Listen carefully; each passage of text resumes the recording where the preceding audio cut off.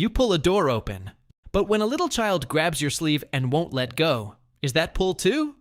Not exactly. I'm going to show you the difference, and you'll never mix them up again.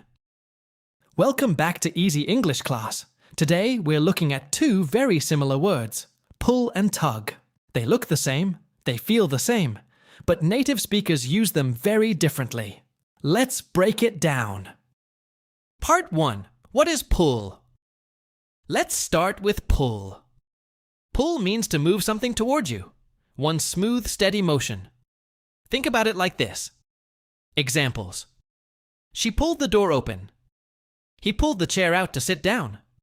The dentist pulled my tooth out. See the pattern? One action, one direction, smooth and controlled. That's your pull.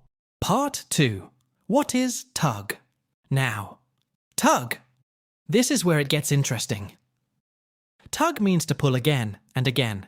Short, quick, repeated movements, usually with some effort or emotion behind it. Examples. The little boy tugged at his father's sleeve, again and again, trying to get attention. She tugged at the stuck zipper.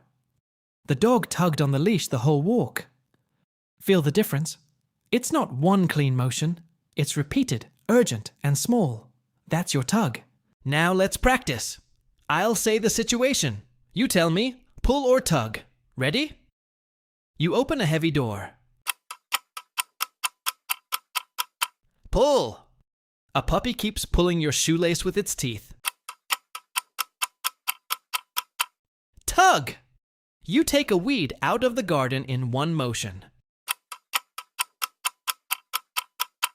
Pull.